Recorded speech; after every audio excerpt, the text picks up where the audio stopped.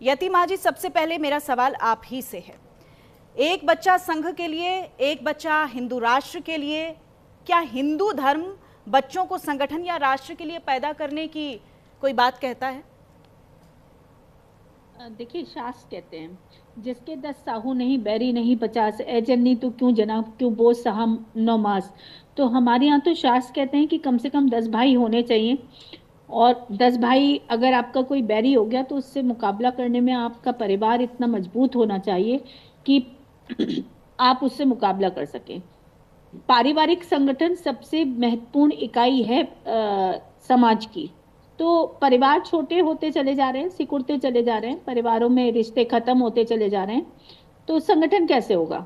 तो मुझे लगता है कि हिंदू धर्म से बड़ी बात तो किसी धर्म में और कही नहीं गई है। उन लोगों को छोड़ दीजिए जो लोग इस्लामिक राष्ट्र घोषित होने का सपना देख रहे हैं, भारत का गजवाए हिंद का सपना देखते हैं, और जो ये चाहते हैं कि अपनी जनसंख्या के आधार पर हम यहाँ पर अपनी पॉपुलेशन को बढ़ाएं और उसके बाद एक दिन गजवाए हिंद करके जिस तरीके से बांग्लादेश में सत्ता परिवर्तन किया, उस बात को आप छोड़ दीजिए जी सोनल जी। लेकिन फैक्ट ये है कि हिंदू धर्म हमेशा से ये कहता है कि आपका परिवार, आपका सनातन मजबूत होना चाहिए। और मजबूत कब होगा?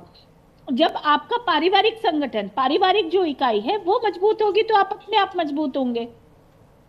यतीमा जी, दो बातें आपकी बातों से निकलकर सामने आ रही हैं। एक, आप पारिवारिक बात कर रही हैं, और दूसरा जो धीरेन्द्र शास्त्री का बयान है वो एक अलग तरफ इशारा कर रहा है। पारिवारिक संगठन एक बात है, लेकिन धार्मिक सौहार्द को बिगाड़ना बिल्कुल दूसरी बात है।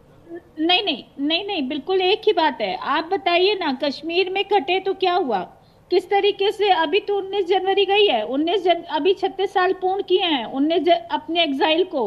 19 जनवरी 1990 को ऐलान करके मस्जिदों से हिंदुओं को खदेड़ दिया गया। जनसंख्या कम हो गई थी, मुस्लिम आबादी बढ़ गई थी, और ये एक कश्मीर का विषय थोड़ी ना है।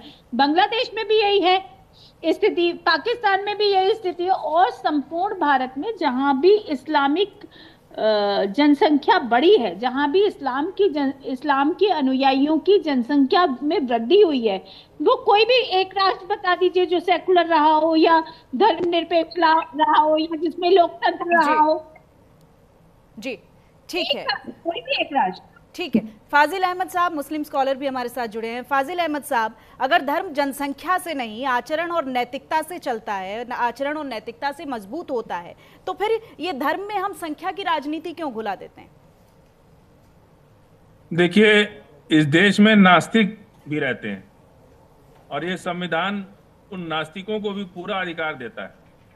वो तो बहुत छोटे कम संख्या है उनकी, लेकिन उनको पूरा सम्मान ये संविधान देता है। एक धर्म का एक व्यक्ति भी मानने वाला होगा, वो इस देश में सुरक्षित है। हाँ, अगर जो बहुसंख्यक होने का दम भरने वाले ये लोग अपने बहुसंख्यक होने का नाजायज फायदा उठा करके किसी की लिंचिंग कर दें।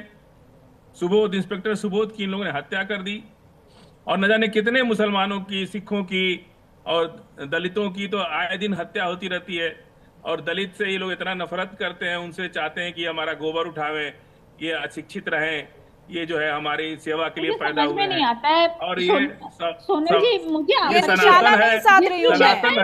फाजिल अहमद साहब, मैं निशाना नहीं साध रही हूँ। मेरा न्यूट्रल सवाल है। मेरा सवाल हिंदू मुसलमान दोनों से है। आप मुस्लिम स्कॉलर हैं। क्या धर्म की राजनीति या संख्या की राजनीति आप लोग नहीं करते हैं? क्या संख्या की बात के बयान आप लोगों की तरफ से नहीं आते हैं? सुनिए, हम लोग तो राजनीति ही नहीं करते हैं। हमारी ना तो कोई पार्टी है ना कोई नेता है। हम लोग तो किसी चुनाव में पार्टिसिपेट भी नहीं करते। आप मुस्लिम स्कॉलर हैं, एनालिटिकल चीजें तो होंगी ना आपके पास। I just want to convey Fazil Ahmad साहब, मैं सिर्फ इतना कहना चाहती हूँ कि जो संख्या की बात कह रहे हैं, नहीं, पूरी बात मैं आपकी सुनूंगी, लेकिन मैं आप जिस तरफ इस चीज को लेकर जाना चाह रहे हैं, मैं वहां नहीं ले जाना चाह रही हूँ। आप सुनिए, आपने एक दिन बहुत अच्छी डिबेट की थी, इसलिए मैं आपके साथ आज बैठा हूँ। तो आप पूरी बात सुनिए, और बीच में टोका टाकी करने से कोई फायदा नहीं है। आप मेरी पूरी बात सुनिए। हम लोग सियासत करते ही नहीं है। जो मंदिर के नाम पर सरकार बना रहा है, जो मंदिर के नाम पर सरकार चला रहा है, डिबेट किस बात पे? सोनल जी, मेरी आपत्ति है, सुन लीजिए यतिमा जी, मैं आऊंगी आपके पास, मैं आऊंगी आपके पास, प्लीज प्लीज इनको अपनी बात कहने दीजिए। पार्टी को मुसलमान 5% भी वोट नहीं देता है। हम लोग 70 साल से आजादी से लेके आज तक हिंदू को प्रधानमंत्री बनाए, हिंदू को चीफ मिनिस्टर बनाए, हिंदू को गांव का मुखिया बनाते हैं, हिंदू को ही क्यों नहीं बनाए? अपनी आबादी के आधार पे बने। क्यों नहीं? क्यों नहीं यतिमा जी? क्यों नहीं? आप नहीं बनाए। प्रधानमंत्री जहाँ हिंदू को मुस्लिम मुसलमानों ने आबादी बनाया। बड़ी माना एमएलए बना, हिंदू हमारा प्रधानमंत्री होना चाहिए। सुन लीजिए प्लीज, सुन लीजिए, उनकी बात पूरी होने दीजिए, मैं आपके पास आऊंगी। जितने देश में सांसद है, विधायक है, सभी लोग मुसलमानों को वोट से जीत के आते हैं। ऐसा कोई नहीं है जिसके इलाके में 10-20 हजार मुसलमान ना हो। लेकिन कभी भी मुसलमान ने 70 साल में इस देश में हिंदू को प्रधानमंत्री, मुख्यमंत्री, गांव का मुखिया, इलाके का सरपंच, सब कुछ हिंदू को बनाते हैं। और एक बार अगर मुसलमान को एक बन जाता है तो एक मेडिकल कॉलेज जम्मू कश्मीर के अंदर, मेडिकल कॉलेज में 40 लड़के मुसलमान आ गए, इन लोगों ने मेडिकल कॉलेज बंद करा दिया। ये कहाँ का न्याय है?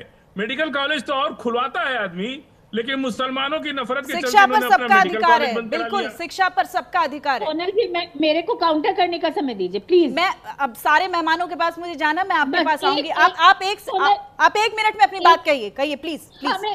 मैं रिक्वेस्ट करती हूँ फाजिल साहब, जरा धैर्य से सुन लीजिए।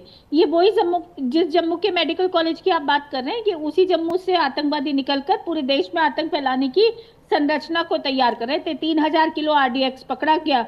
यतिमा जी, मुट्ठी भर आतंकियों की तुलना आप देश भर के नौजवानों से करेंगी क्या? हिंदू और मुस्लिम दोनों सरहद पर खड़े हैं।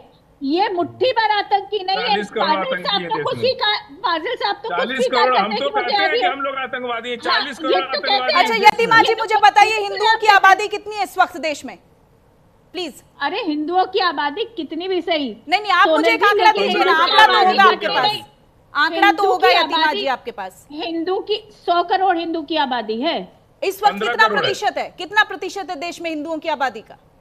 कितना प्रतिशत से क्या लेना देना है? प्रतिशत से क्या लेना रही है लगातार। अरे आंकड़ों में सोनल जी, आप जो आंकड़ों में फंस रही है ना, अभी इन्होंने आपकी मीठी मीठी तारीफ करी कि आप बहुत अच्छी डिबेट करती हैं। प्लीज तारीफ से मुझे कोई लेना देना नहीं है। मेरे लिए आप सभी सम्मानित मेहमान हैं। मैं किसी रिलीजन, किसी पार्टी को नहीं, मैं यहाँ पर तरजीह दे रही हूँ। प्लीज 8 राज्यों में अल्पसंख्यक है हिंदू, और जिन राज्यों में हिंदू अल्पसंख्यक है, वहां इन्होंने क्या स्थिति हिंदू की कर रखी है, जरा जाकर देख लीजिए। सर्वे कराइए अपने चैनल के माध्यम से और पता चल जाएगा क्या स्थिति है। कश्मीर से इसलिए मारकर भगा दिए गए क्योंकि वहां अल्पसंख्यक हो गए थे। पश्चिम बंगाल में रोज आए दिन टीएमसी के गुंडे उठाकर संदेश काली में ले जाते उठाकर। ठीक है, और उनका भी रुख करूंगी। 5 करोड़ हिंदू बुद्धिस्ट बन गए दिल्ली के अंदर, वो क्यों चले गए आपको छोड़ करके? ठीक है, 5 करोड़ हिंदू क्यों चले गए बुद्धिस्ट बन गए? ऑलराइट राजेंद्र पाल गौतम ने 5 करोड़ हिंदू को बुद्धिस्ट बना दिया, वो क्यों छोड़े चले गए आपको? अब आप दोनों के साथ ही डिबेट थोड़ी ना कर रही हूँ मैं। अहमद को सिर्फ यही दिखता है, बुद्ध दिखते हैं। ठीक है, हाजी नाजिम खान साहब, कुछ नहीं दिखता। हाजी नाजिम खान साहब, कब तक राजनीति में ये आंकड़ों में, जनसंख्या में आप धर्म को साथ में मिलाकर इस तरीके के बयान देते रहेंगे? और ये बयान में एक तरफ से बात नहीं कर रही हूं, मैंने फाजिल अहमद साहब को भी कहा कि ये दोनों तरफ से आ रहे हैं, दोनों तरफ से आ रहे हैं। आप भी ये मान रहे हैं कि ये तो अल्लाह का कर्म है, कितने ही बच्चे पैदा हों। इधर आप कह देते हैं कि 4 बच्चे पैदा करेंगे। आप हिंदुओं की आबादी की बात करते हैं जितनी ज्यादा होगी। आपको मेरी आवाज मिल रही है क्या हाजी नाजिम खान साहब? हाँ मिल रही है। आपने मेरा सवाल सुना? अभी तक की बात सुनी? I should repeat? रिपीट कर दीजिए एक बार दोबारा। हाजी नाजिम खान साहब, मैं इतना कहना चाहती हूँ कि ये दोनों तरफ से भड़काऊ राजनीति होती है संख्या के लिहाज से। ये कब थमेगा? आपकी तरफ से भी बयान आते हैं कि बच्चे कितने भी हों अल्लाह का कर्म है। इधर कहा जाता है कि अगर आपको हिंदुओं को सुरक्षित रखना है तो आपको 4 बच्चे पैदा करने होंगे। ये जो जनसंख्या की राजनीति में उलझाकर जो मूल मुद्दे हैं उनको गौण किया जा रहा है, इसमें लगता नहीं कि दोनों धर्मों की बराबर इन्वॉल्वमेंट दिखती है कभी कभी? हाँ सोनल जी, आपका सवाल बहुत ही लाजमी है और वाजिब भी सवाल आपने करा है, और देश को आईना भी दिखा दिया है कि देश में जो लोग चाहते हैं कि एक नफरत का एजेंडा चलाने के लिए, उनको अपना आईना दिखा दिया। भाई देखिए, देश के अंदर ज्यादा बच्चे करने हिंदू समाज को तो हम मुस्लिम समाज ने नहीं रोका है, और ना मुस्लिम समाज के अगर ज्यादा बच्चे होते तो हिंदू समाज रोक रहा है। भाई ये उनकी अपनी एक निजी जिंदगी है कि वो कितने बच्चे पैदा कर सकते हैं या दुनिया में ला सकते हैं। असल मकसद हमारा यह है कि हम अपने देश को कैसे आगे पहुंचाएं। देश को आगे बढ़ाने के लिए हम सबको एकजुट होने की जरूरत है। देश के अंदर युवा बेरोजगार है, उनके बारे में सोचने की जरूरत है। महिला असुरक्षित है, महिला की कहीं पे भी हत्या कर दी जाती है और महिला को गलत तरीके से मार दिया जाता है या उसका शोषण कर दिया जाता है। महिला को सुरक्षा देने की सख्त जरूरत है, जिसका जीता जागता प्रमाण आपने देखा होगा।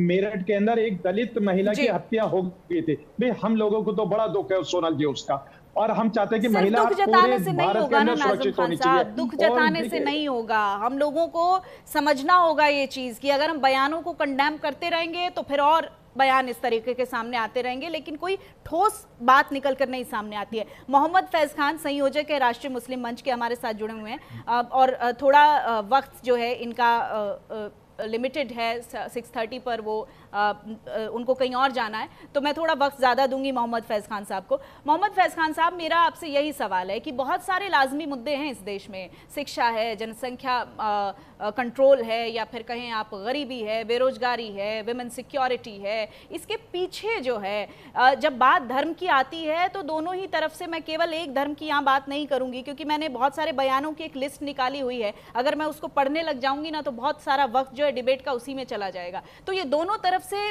पलड़ा एक के बाद एक भारी क्यों दिखाई देता है? बिस्मिल्लाहिर्रहमानिर्रहीम। भारत माता की जय।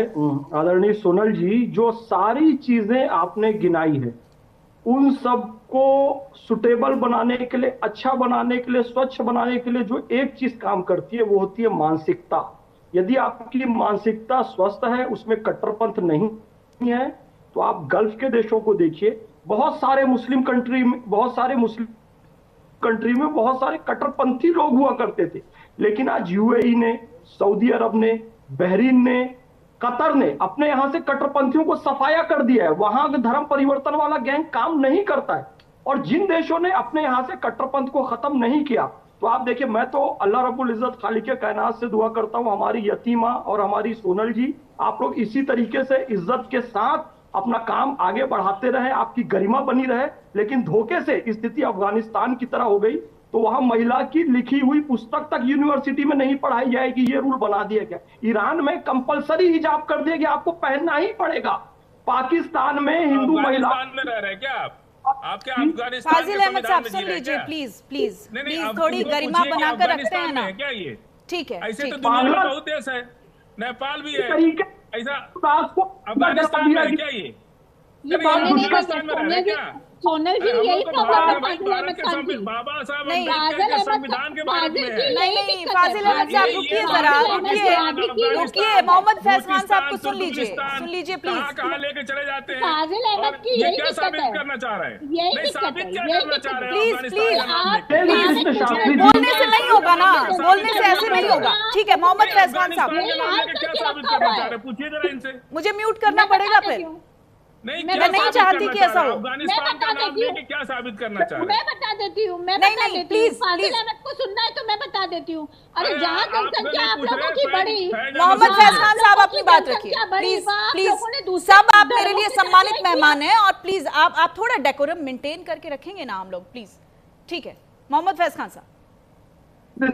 आपत्ति चांद से नहीं है, क्योंकि कृष्ण पक्ष और शुक्ल पक्ष देखकर सनातन का पांचांग बना, हिंदुओं का पांचांग बना।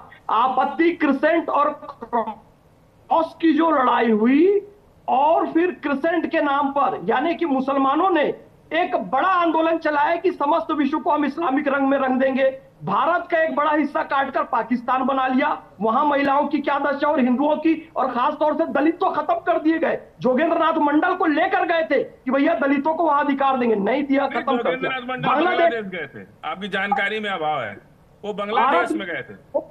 इसीलिए धीरेन्द्र कृष्ण शास्त्री जी कह रहे हैं उनके संवेदनशील हृदय को समझने की आवश्यकता है। सोनल जी आप सुरक्षित रहे, सोनल जी हम जैसे उदारवादी मुस्लिम सुरक्षित रहे, हमारी यतीमा सुरक्षित रहे, वर्मा सुरक्षित रहे, शर्मा सुरक्षित रहे, आस्तिक सुरक्षित रहे, नास्तिक सुरक्षित रहे, हर कोई सुरक्षित रहे। इसलिए आवश्यकता है कि हिंदुओं की जनसंख्या का संतुलन बना रहे। मैं खुद मुसलमान हूं, मैं नहीं चाहूंगा कि भारत में मुस्लिमों, पाकिस्तान की तरह मुस्लिम आबादी हो जाए, बांग्लादेश की तरह मुस्लिम आबादी हो जाए। मुझे अच्छे से पता है हिंदू जब तक बहुत संख्यक है तब तक इस देश की धर्मनिरपेक्षता और सर्वधर्म समभाव सुरक्षित है। नहीं तो पाकिस्तान में यूसुफ योहाना ईसाई को कप्तान बनाया गया, पहले मोहम्मद यूसुफ बनाया गया। दानिश कनेरिया के साथ ये लोग खाना पानी नहीं खाते पीते हैं क्योंकि वो एक हिंदू है।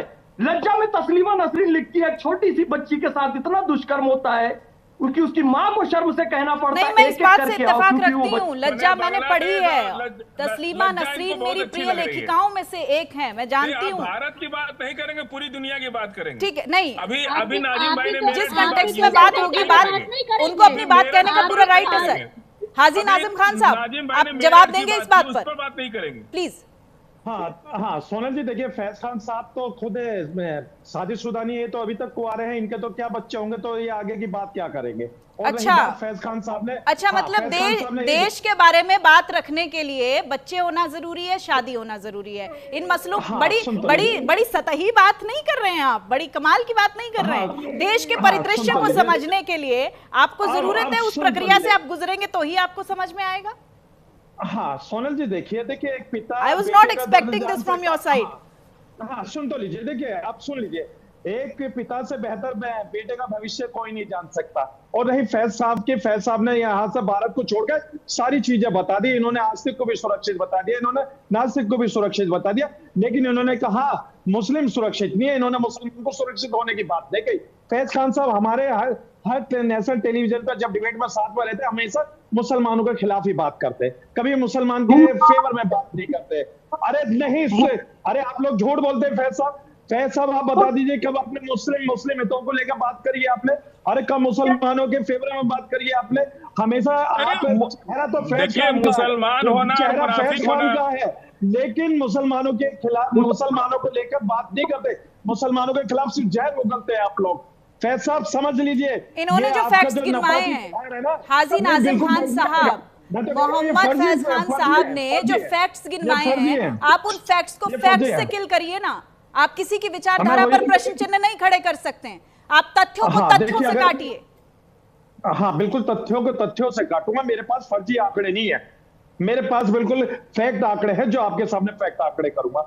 भाई इन्होंने अभी देखिए अफगानिस्तान की बात करी, इन्होंने बहुत सारे देश की बात करी। भाई अखंड भारत की बात भी तो आप लोग ही करते थे। फैज साहब कहते थे कि अखंड भारत के अंदर मिला लीजिए, अभी आप अफगानिस्तान की बुराई भी कर रहे हैं, और उससे पहले आप पाकिस्तान की भी बात कर रहे थे। और एक चीज और सोनल जी मैं बता दूं, ये बुराई कर रहे हैं या वहां की कमियां गिनवा रहे हैं? दो बातें, बुराई करना और कहीं के लूप हॉल निकालकर सामने लेकर आना, बोथ आर डिफरेंट थिंग्स। हाजी नाजिम खान साहब। हाँ सोनल जी, देखिए भारतीय हूँ, भारत का रहने वाला हूँ, भारत की बात सुनाऊंगा। अब देखिए मैं तो हमेशा भारत की बात करूंगा, मेरे पास ऐसे फर्जी आंकड़े नहीं है जो फैज खान साहब के पास फर्जी आंकड़े। भारत की एक एक चीज मुझसे पूछेगा तो बताऊंगा। भाई इन्होंने देखिए कतर की भी बात बता दी, इन्होंने सऊदी की भी बात बता दी, दुबई की भी बात बता दी, और कहा कि वहां कट्टर विचारधारा नहीं है। अरे भाई वहां कहा किसका धर्म परिवर्तन कराता, बताइए सऊदी अरब के अंदर, बता दीजिए किसका धर्म परिवर्तन। तो मैं कह रहा था कि आपके पास जो आंकड़े हैं ना, बिल्कुल झूठे आंकड़े। अरे भाई जो आपने मुस्लिम देशों की बात करी है, वहां पर किसी का धर्म परिवर्तन नहीं होता है, वहां पर इस्लाम की विचारधारा से प्रभावित होकर ऑटोमेटिक वो इस्लाम को अपना लेते हैं। लेकिन भारत के अंदर जिस तरीके से आपने मुसलमानों को टारगेट करने की बात करी है, पैसा बंद कर दीजिए भाई। अरे देखिए फाजिल साहब, देखिए मेरे भाई ये देखिए कि माशाल्लाह तुमसे ज्यादा अच्छी नॉलेज रखते हैं हर चीज में, लेकिन तुम सिर्फ और सिर्फ मुसलमान के खिलाफ बात करते हो। एक तरफ आप अच्छी नॉलेज की बात भी कह रहे हैं, आप आंकड़ों को भी झुठला रहे हैं, ये दोनों बातें आप ही कह रहे हैं। ठीक है फाजिल, ठीक है फाजिल अहमद साहब, आपसे मेरा सवाल है, ये जो